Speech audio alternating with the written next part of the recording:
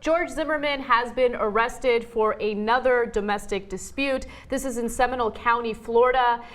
In the beginning of the day, when he was originally arrested, there were few details about it, but it turns out that his 27-year-old girlfriend by the name of Samantha Scheibe called the authorities on him because she alleges that he pointed a shotgun at her after they had a verbal dispute. Now, she also alleges that he broke a table and that he pushed her out of her own home and then barricaded the door with furniture. Now, she did call the authorities and they have arrested him. He is behind bars and there is no bail set. He has to see a judge first and the judge will determine whether or not he will get bail. However, if he does, prosecutors are asking that he has an electronic monitoring device on him so he doesn't pose some sort of risk of getting away or doing anything else that's potentially violent. So he has been charged. Let me just mention what the charges are. He's charged with aggravated assault with a weapon, which is a felony, domestic battery, and also criminal mischief. Okay, so now remember there was an altercation with his estranged wife, Shelley Zimmerman, and she had called the police, but they couldn't salvage the video because he smashed the iPad. You could see him smash the iPad, but the rest of the video was in the iPad, and that's why he'd smashed it. So they couldn't charge him. They didn't have enough evidence. Yeah, so his or I shouldn't say ex-wife because they're still married, they're estranged, but she alleged that he had punched her father in the face. And then there was footage of him breaking the iPad because there was surveillance that caught that footage. However, he said that he was going to countersue her for some reason, and as a result, she decided to just drop it and she didn't go forward with the case. But it is kind of interesting to see that this is an ongoing issue with Zimmerman. He keeps getting arrested for domestic violence disputes. And in Seminole County, Florida, it's not like they're treating him as a special case where they're not giving him bail. It is standard operating procedure to keep someone behind bars until they see a judge, and then the judge will determine whether he gets bail or not. So now here we have yet another case where someone else, his now new girlfriend, is saying he pointed a shotgun in my face. Now, what was our primary concern about Zimmerman after he got out? So, of course, the original primary concern was that he wasn't charged. Now, what the jury decides is a whole different matter. We've been over that a million times. And in this case, they'll presumably will be a jury and they'll make a decision about the facts of this case. And they should only make take into consideration the facts of this case, not any other case, including the Trayvon Martin case, right?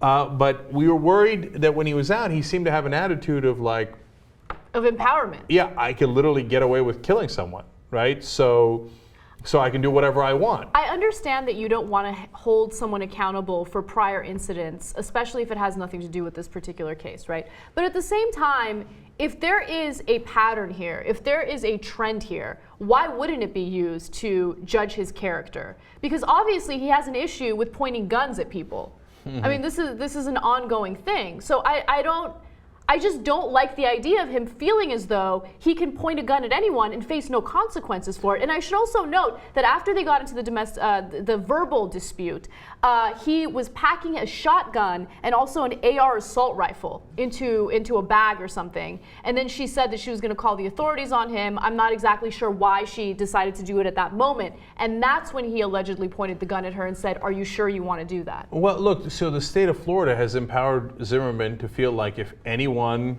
gets into any altercation with him, well, he can pull any weapon he wants on him.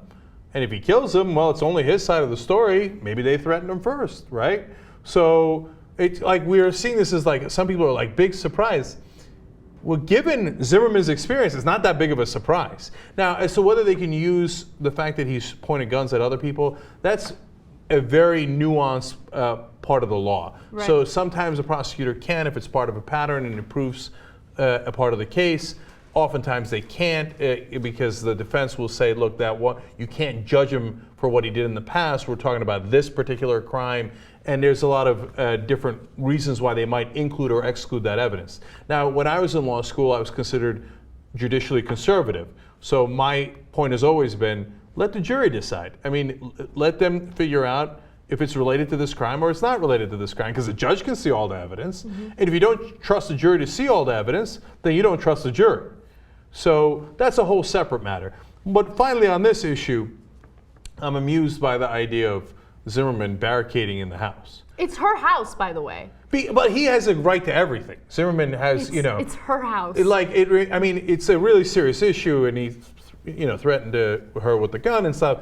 But I mean, there's a goofy side of it. It reminds me of Bill Murray from Kingpin, like when he wins $1 million in a bowling tournament, and he's like, "I'm above the law now," and like it seems like that's what Zimmerman feels like. And it's not your house. What are you barricading her out of it? And second of all, you either are barricading a 27-year-old woman out of the house, where you can't keep her out of the house by yourself and with all your guns, or you're barricading out the cops, but as soon as they come, who are you kidding? You're going to take down the barricade, which you did, and immediately get arrested. Yeah, and police did say that he cooperated. He did not pose any type of challenge to them at all. So he cooperated with them as he should.